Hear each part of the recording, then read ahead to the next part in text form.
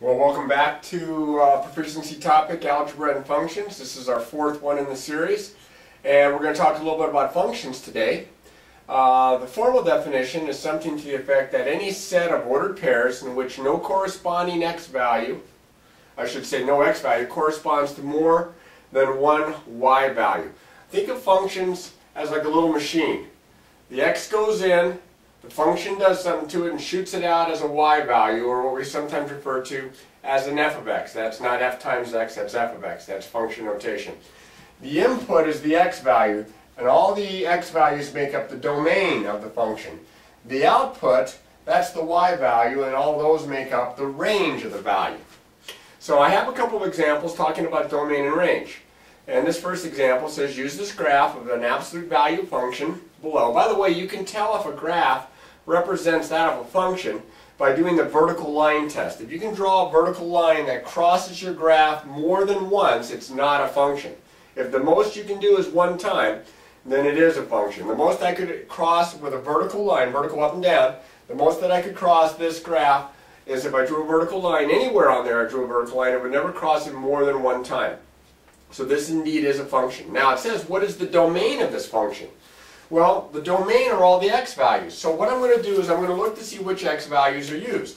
And since it's this little V shape here, do you see that the x value to the right stops at 2, and to the left, over here, it stops at 1, 2, 3, 4, at -4.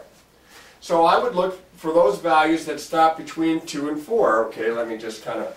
You didn't see this happen. There we go. All right, let me come back here. So my x values have got to be between -2 and, or between -4 and 2 inclusive. So I look at my choices. Could it be all real numbers? No, too big of a set. Could it be y values? Y has nothing to do with this. Y values have to do with the range. Could it be an x value greater than -2? I've skipped b on purpose here. X greater than -2 would be from here on. And I've got points out here, and it stops at 2, so it can't be D.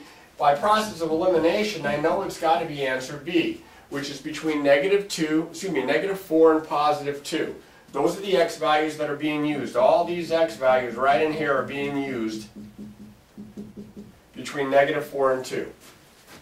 All right, similarly, it says which graph shows a function that has a range of y less than or equal to 3. That means the y values can't be bigger than 3. They can equal 3, but they can't be bigger than 3. Well, answers A and C are both lines, and the arrows indicate that they go on forever. So every x value, every y value is going to be used. For non-horizontal, non-vertical lines, there are always linear functions, and their domains and ranges are all real numbers. So that leaves B and D here. I'm going to cross these two off.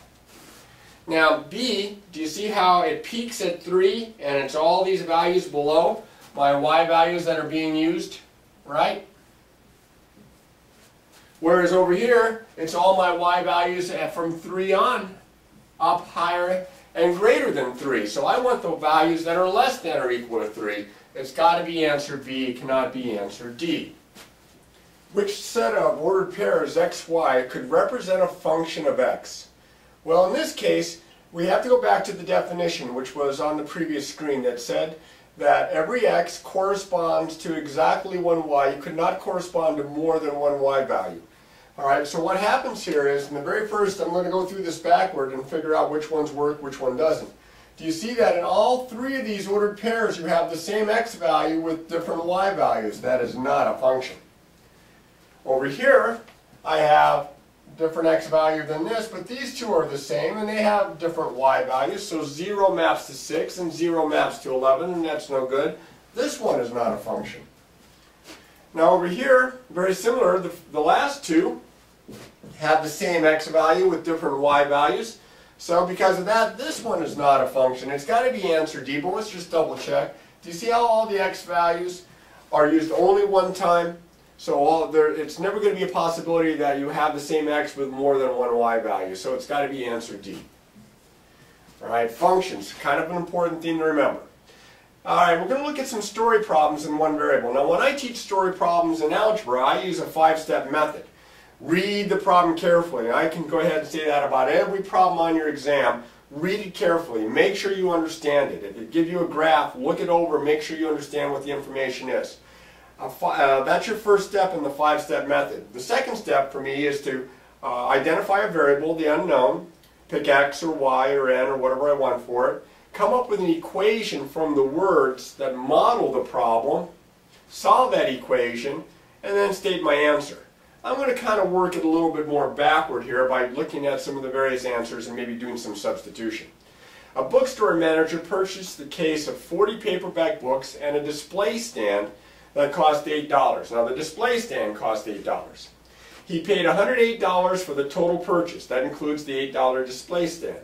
If each book cost the same amount, how much did he pay per book? So if X is the amount that it costs for one book, cost of a book, and he buys 40 books, that's 40x. That's 40 times the cost of one book.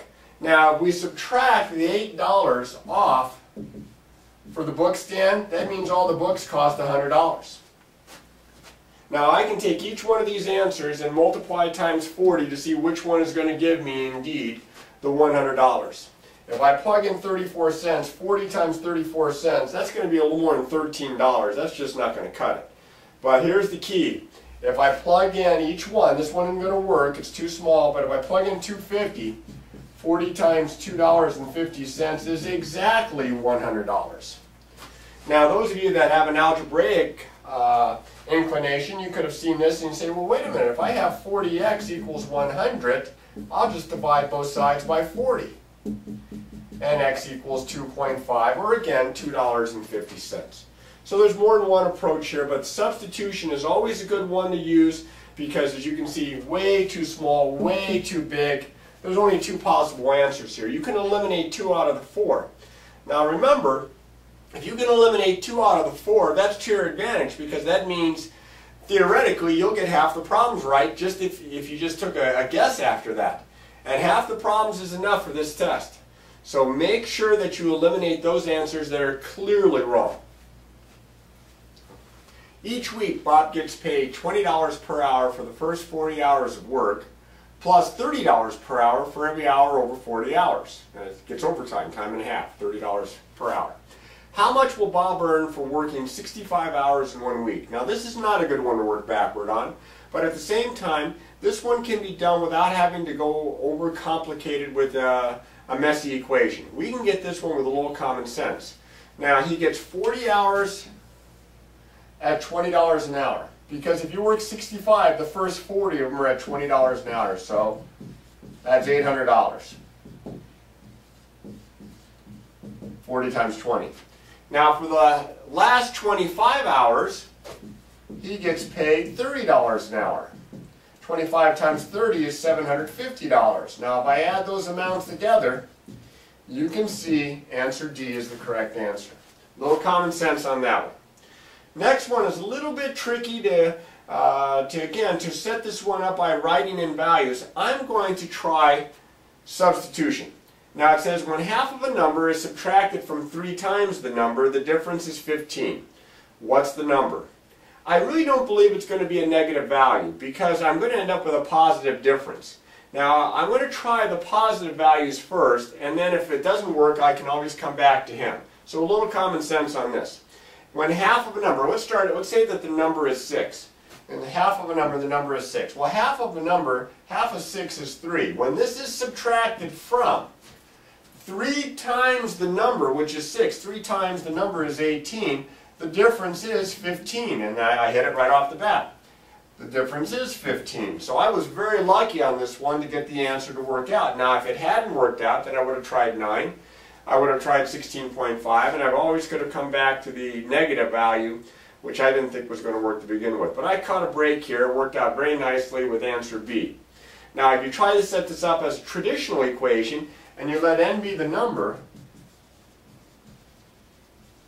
then when half of the number is subtracted from 3 times the number, the difference is 15. 3n minus a half n is 2.5 or 5/2 n. Multiply both sides by the reciprocal, n is equal to 5 into 15, 3 times 2 is 6. And I'll get the answer that way. It's a little bit more complicated. Alright, we're going to wrap this up by looking at some rational expressions. When you see the word rational, look at the base word. It's ratio. It's going to look like a fraction. And we simplify when we can like a fraction. But we can also use various properties of exponents. And there's a lot of properties of exponents that we can refer to, and I'll point out a couple. And negative exponents. Now remember that a negative exponent doesn't mean that the expression is negative. X to the opposite of n means 1 over x to the n. So if I have 3 to the negative 2, that's 1 over 3 squared, or 1/9. Notice that it's not negative. It is a little weird if you haven't had a lot of rational expressions and negative exponents before, but it's something that you can remember, especially for the time that you take the proficiency test. So let's go ahead and try some examples here. Simplify 2x squared over 4x, where x does not equal 0. Well, here's where you can simplify it like a fraction. 2 goes into 2 once, 2 goes into 4 twice. I have 2 factors of x here, I have 1 factor of x here. I can cancel this 1 factor of x with one of these factors of x. Now if I cancel one of them, since there were 2, it'll leave a factor of x. So on the top I have 1 times x, and on the bottom I have 2 times 1, and you can see my answer is D. Now this one says, what is the value of 3 squared times 2 to the third all over 2 to the third times 2 to the first? Well, look right here. Again, we can simplify because both of these are exactly the same factor in the numerator and the denominator. So up top, it gives me 3 squared times 1, which is 9, and on the bottom I have 1 times 2 to the first, which is 1 times 2, or 2, and the answer is B. It says, which of the expressions is equivalent to x to the negative 5? Well, that's where this property comes in, or this definition. X to the negative 5, based on this, is 1 over x to the positive 5. So I look for that as a choice. It's answer B. Now the last one is not multiple choice. It says, what's the value, if the value of 2 to the 10th is 1024, what's the value of 2 to the 12th? Well, 2 to the 12th is equal to 12 factors of 2, so that's also 10 factors of 2 and 2 more factors of 2. And this is one of the properties that when the base is the same and you're multiplying, you would add the exponents. Well, 2 to the 10th is 1024. So this is 1024 times 2 times 2. 1024 times 2 is 2048 times 2 is 4096. And again, expressions involving some properties of exponents here. All right, now, there's a lot of stuff that I couldn't cover in a short amount of time, so this is where, again, you go to www.succeedinmath.com and you practice these types of problems. Again, you make notes of themes that you have concerns about. You come to your math teachers, you ask for help, and practice, practice, practice.